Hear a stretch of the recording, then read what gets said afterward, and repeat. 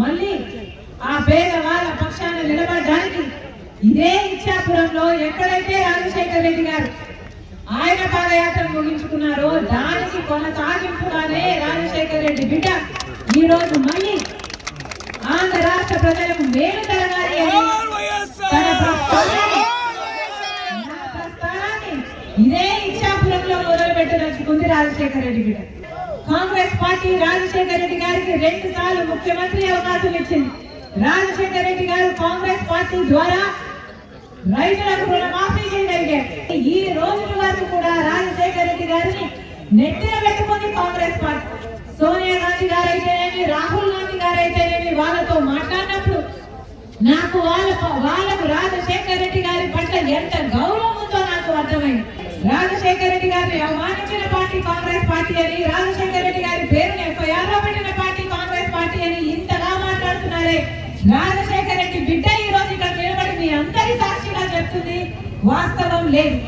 నిజానికి రాజశేఖర రెడ్డి గారిని సోనియా గాంధీ గారితో నేను మాట్లాడినప్పుడు రాజశేఖర రెడ్డి గారిని ఎంత గౌరవిస్తున్నారో నాకు అర్థమైంది. రాజీవ్ గాంధీ గారు చనిపోతే గారు చనిపోయిన తర్వాత ఆయన పేరు కూడా సిబిఐలో చేర్చడం జరిగింది.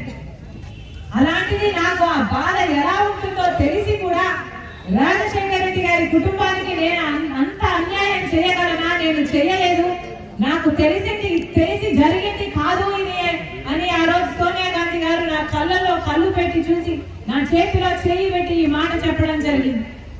ఇది వాళ్ళు తెలియక చేసిన పొరపాటు అయి ఉండొచ్చేమో కానీ వాళ్ళు చేసిన తప్పిదం అయితే కాదు. వాళ్ళతో మాట్లాడిన తర్వాత వాళ్ళ మనసు అర్థం చేసుకున్నాక చెప్తున్న మాట. కానీ ఈ రోజు ఆంధ్ర రాష్ట్రంలో జరుగుతున్న పరిస్థితులను గమనిస్తే చాలా బాధాకరంగా ఉంది. ఆంధ్ర రాష్ట్ర నాయకులు మాత్రం బీజేపీ పార్టీకి బానిసలైపోయారు. ప్రజలు ఒక్క ఎమ్మెల్యేను కూడా గెలిపించలేదు బీజేపీ పార్టీ నుంచి. కానీ ఈ రోజు ప్రభుత్వంలో ఉన్న అందరు ఎమ్మెల్యేలు, ప్రభుత్వం సైతం, ముఖ్యమంత్రి గారు సైతం బీజేపీ పార్టీకి ఊడిగలు చేస్తున్నారు, బీజేపీ పార్టీకి బానిసలైపోయారు. ఆంధ్ర రాష్ట్ర ప్రజలను కూడా బీజేపీ పార్టీకి బానిసలు చేయాలన్న ప్రయత్నం చేస్తున్నారు. 25 ఎంపీలు ఉంటే మొత్తం 25 ఎంపీలు ఈ రోజు బీజేపీ పార్టీకే ఊడిగలు చేస్తున్నారు.